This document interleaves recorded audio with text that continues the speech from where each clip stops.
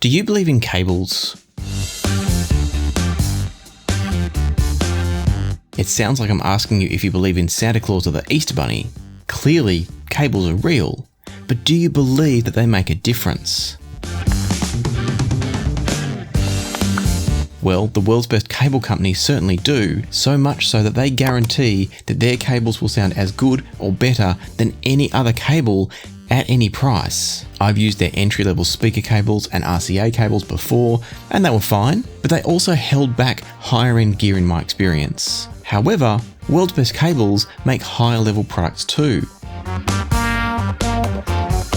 Some time ago now, the world's best cable company reached out to me to see if I'd review some of their higher level products here on the channel. Of course, I agreed because I'm always excited to try out a new cable, and that's especially true if it's cheaper and better than what I've already tried. What they sent me was their Pro Quad XLR cables, and these cost just $47 for a 6-foot pair using the premium Nutric connectors here. And then they also sent me their WBC Ultimate Carbon 7-gauge speaker cable, which are a bit more expensive at $155 for a 3-foot pair. And given WBC's strong claims and guarantees about the quality and the sound of their cables, I didn't hold back in my testing. I reached for the XLR cables first, and I used the Gishelli Labs Daisy DAC for this testing. The Daisy's 2 pairs of XLR outputs meant that I could directly connect a pair of the WBC XLR cables to one output and a different test pair of XLR cables to another, and feed both sets of cables into the Burson Soloist 3X GT headphone amp and switch instantly and immediately between the different cables for a thorough test to see if there were any differences between these cables, and if so, what those differences were. In other words, I could do this test without the normal delays and inaccuracies of having to try to remember what I'd heard. In this case, it was instant. And the second set of XLR cables that I reached for were the Supra Sword XLR cables, not the new Rhodium ones, but I do have those coming for review, but the original regular Sword cables. These retail for about $580 for a similar length to the 6-foot WBC cables that I had here. So we've got $580 versus $47. I told you, I didn't hold back.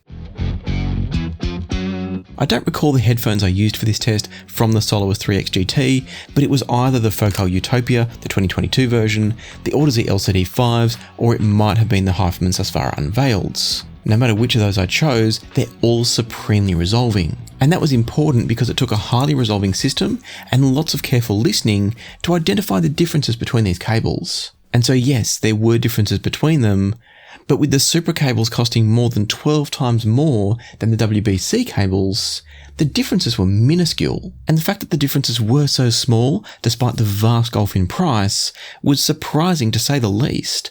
And I still haven't said yet which was better. Before I talk some more about the sound quality, it is worth mentioning that the WBC cables aren't marked with any kind of left-right identification.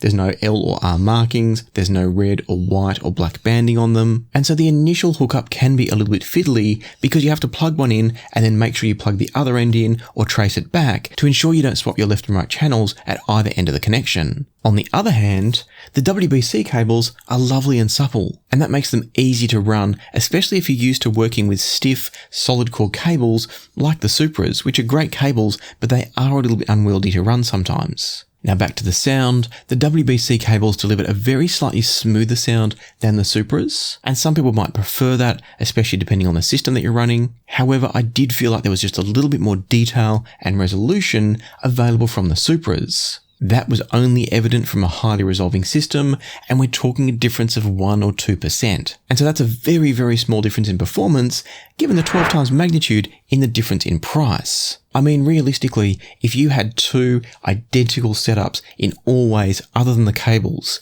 and one was set up with the Supras and the other was set up with the WBCs, and from day to day you move between system A and system B, I don't think you would actually miss or know which one was which. It was only in the immediate back and forth switching that I could tell the difference between the WBCs and the far more expensive Supras. And it's also very important to remember that if your system system isn't super resolving, you're not going to notice the difference. In fact, the very first amplifier that I tried for this test didn't show me any difference at all, and it's a really nice amplifier. It was only getting to the level of a fully upgraded Burst & Soloist 3X GT or Voyager type level, so we're talking $4,000 odd US of headphone amp. It took me to get to that level before I started to notice any differences. And so I'd say that if you're not playing at the very highest level of the componentry, your DAC, your preamp, your headphone amp, your power amp, if you're not playing at that super high-end level, I don't see the point in spending more money than the WBCs. And therefore you're far better off putting that extra $500 US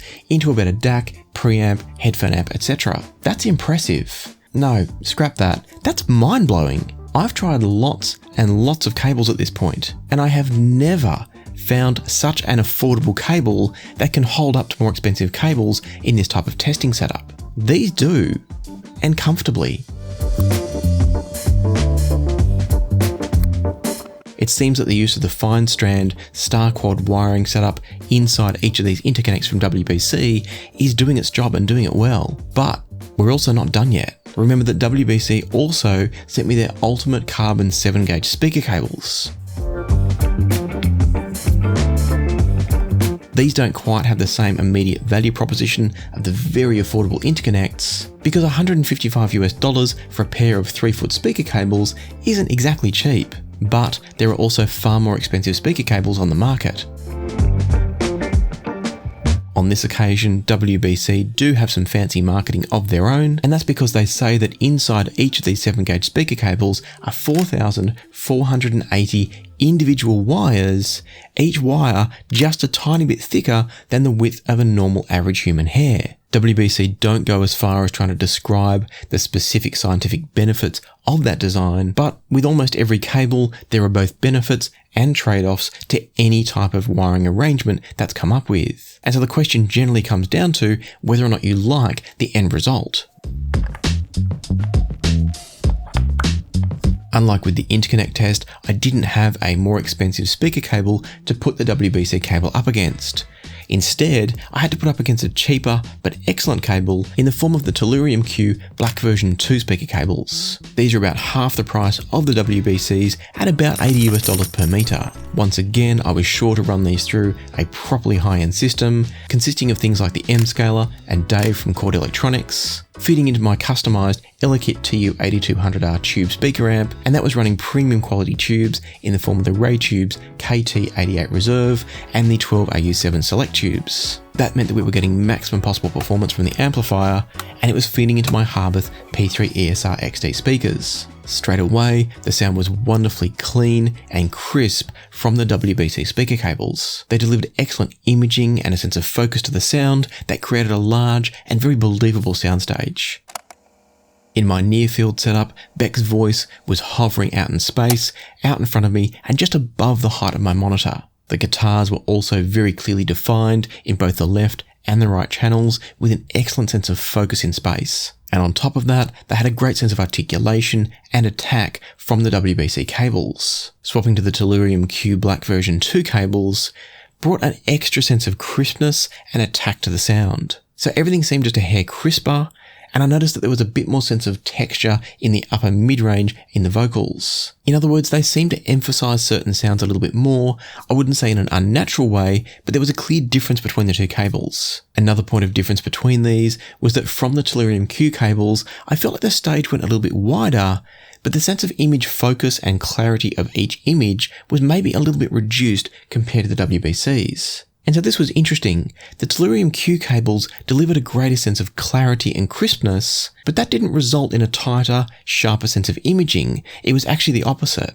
The very slightly richer sounding WBC speaker cables created a sense of presence and weight in the vocals that improved their sense of focus and general clarity and separation within the soundstage. And initially I wasn't sure what I preferred. Coming from the Telluriums as my reference point that I was used to, I thought maybe I preferred those, but I wasn't sure. I love the opening of this track in general, but also specifically for testing gear. Kicking off with the Tellurium Q cables, and Sheryl Crow's vocals were quite crisp, perhaps even a little bit sharp, but the imaging was excellent and the soundstage had nice width and depth. Swapping back to the WBC cables brought that sense of weight and presence to the vocals again. It made the opening drums feel more real on my setup. The vocals were also a little bit richer, but I didn't feel like I lost out on any sense of resolution or detail. It's like the WBC cables dial back the emphasis on clarity a little bit. If you think about it in terms of on a TV, monitor, or photo editing app, it's like dialing back the clarity slider, but it's not about reducing the resolution or detail available, just the level of emphasis. And so ultimately, both cables were excellent.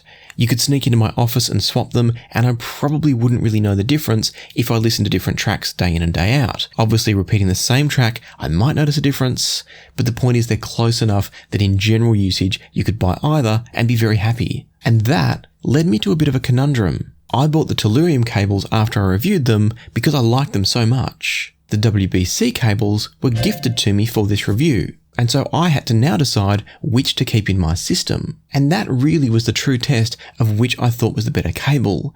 I had both here, so which one did I want to keep listening to? One thing that I don't like about the WBC cables is that they are very thick and very heavy, and that's not ideal for a desktop setup, and especially a sit-stand setup where I sometimes raise the desk to stand at it. A heavy cable like this can pretty easily pull loose with all that weight dragging down on the plugs. On the other hand, speaking of plugs, I really like the quality of the connectors used on the WBC cable, as opposed to the fairly simple and a bit harder to handle connectors on the Tellurium Q cables. And so with both cables having their pros and cons, it really just came down to which cable I liked the sound of most. Which cables my heart wanted in the system because I enjoyed it more. And that is why, other than right now for this review, the WBCs are the cables that are still in my system. The WBC XLR cables didn't quite make the cut as my primary main XLRs in my system setup, but they're absolutely sticking around for general testing and use in various reviews